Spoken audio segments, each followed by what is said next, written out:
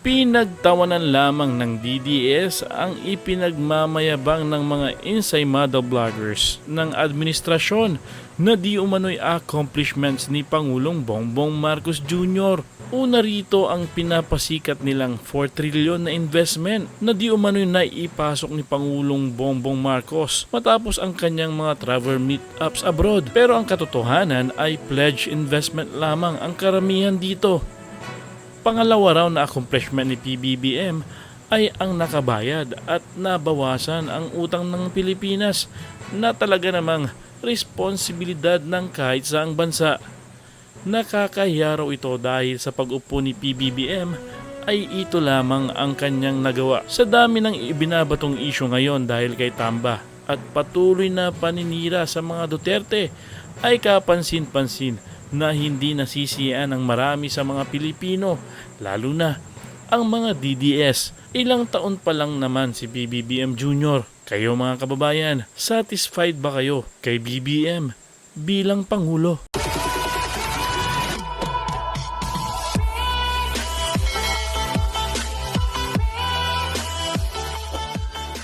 Bumaha po yung dalawa na proyekto na dalawang ipinagmamalaki. Dalawa lang po maipagmalaki, wala na pong iba, no?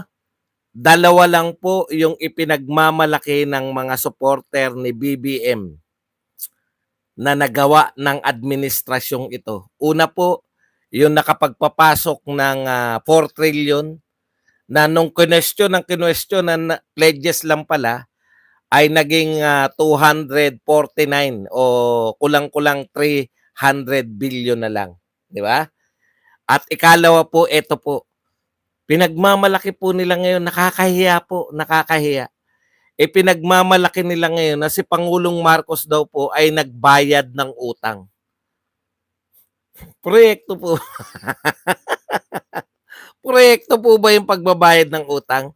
Ililinaw ko po sa inyo, hindi ko po maintindihan. Grabe, ganito na po.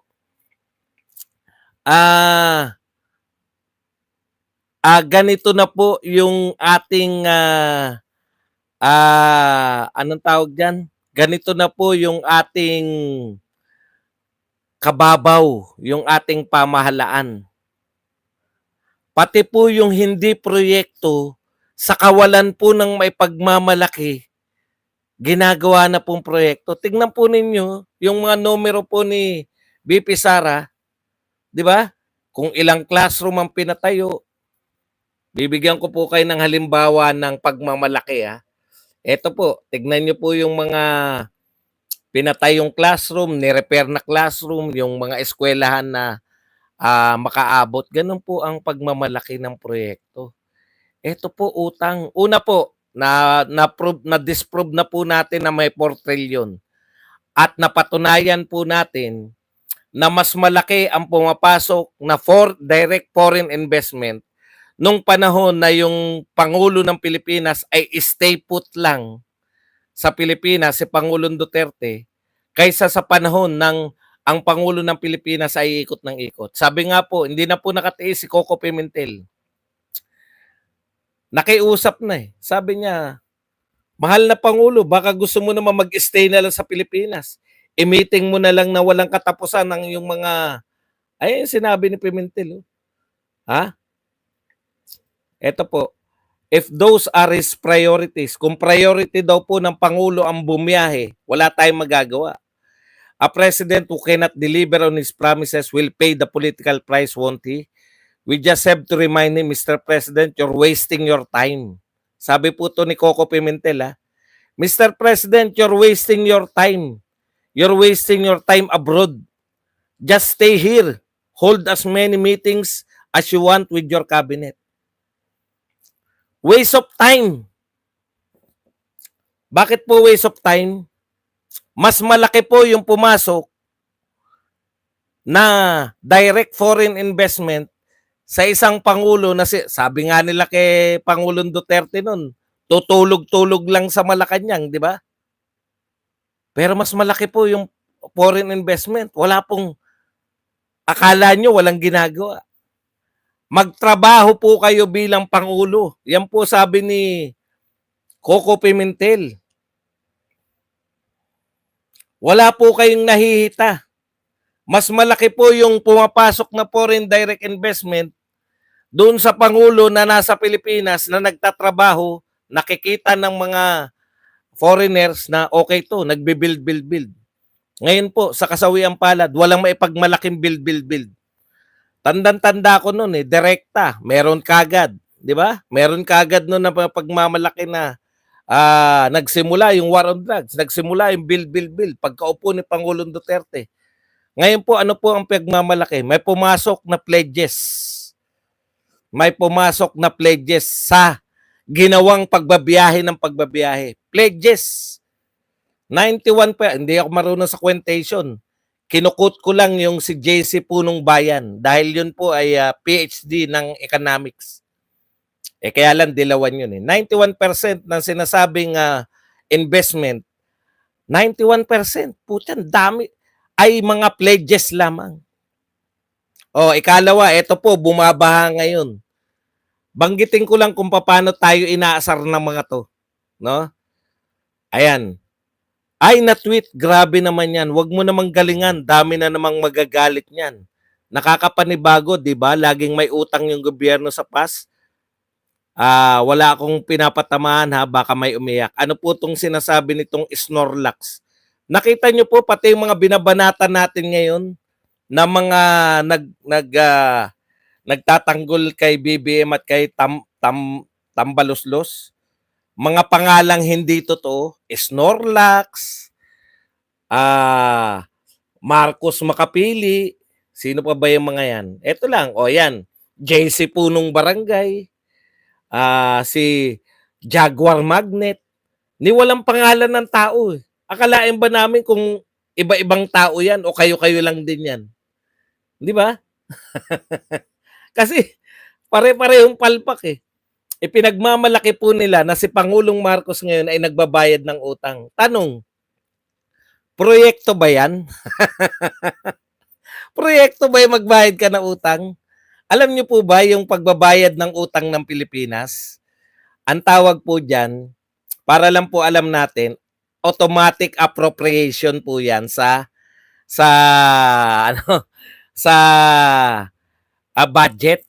Hindi po pinag-uusapan yan sa budget kasi automatic appropriation, nakabatas po yan. May porsyento po ng budget natin automatic ilalaan sa budget ay sa debt servicing. Kailan pa po naging proyekto at kinakailangan nyo may pagmalaki yung pagbabayad ng utang? Yung po bang si Pangulong Duterte hindi nagbayad ng utang? Nagbayad po. Yung ba si Pinoy hindi nagbayad ng utang? Nagbayad po. Yung ba si Gloria hindi nagbayad ng utang? Nagbayad po. Anong pinagmamalaki? Wala nga may pagmalaki. Walang proyekto, kaya pati yung pagbabayad lang ng utang, papalabasin nila na magandang proyekto ni BBM. Nakakahiya po ang gobyernong ito. Ipagmalaki niyo po yung mga nagawa, hindi po yung ginawa ng lahat ng Pangulo. Wala po nag-war on drugs Pinagmalaki natin na nag-war on drugs si Pangulong Duterte. Wala nag-build. Yung ganyang karami na infrastructure, pinagmalaki natin yan. Walang nag-free education.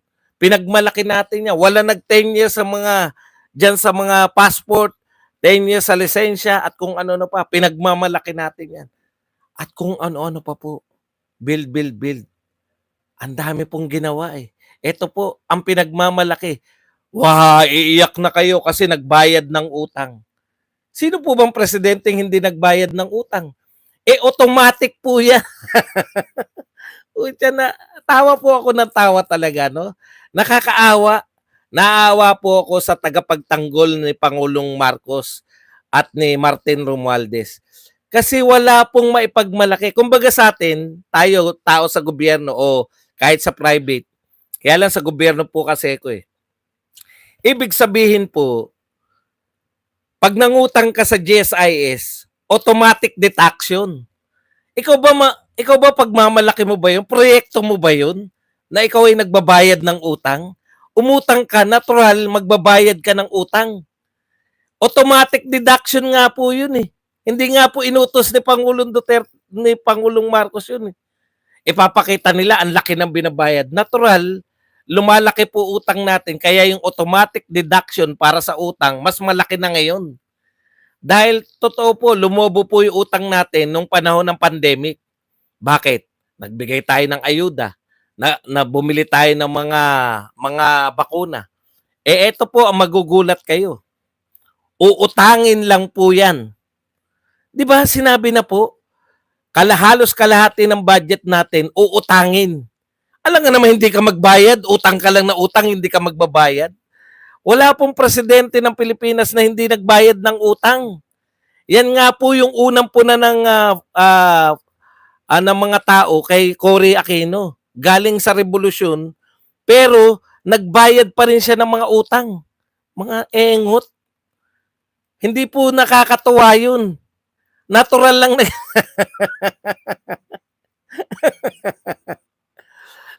hindi nga po inuutos ni Pangulong Duterte, ni Pangulong Marcos yun eh. Talagang automatic appropriation po ang tawag doon. Kumbaga sa atin, sa normal na tao, umutang ka sa GSIS, automatic deduction. Kakaltasan ka ng utang. Yan po, sa totoo lang, dalawa po ang pinagmamalaki nila. Yun lang, wala na kayo maipagmalaking iba. Wala na. Ay kawawa naman ang ating bansa. Ako po, ito po kasi yung time na ipinagmamalaki yung mga nagawa, no? Kung yan lang po ang dalawa ang pinagmamalaki, yung pagpasok ng foreign investment to justify yung pagdadagdag ng 56% ng budget ni Pangulong Marcos sa susunod na taon para mag-travel ng mas marami pang bansa, patay tayo dyan. At saka yung pagbabayad ng utang, kung yan lang po, at sisiraan na yung Duterte, yari tayo dyan.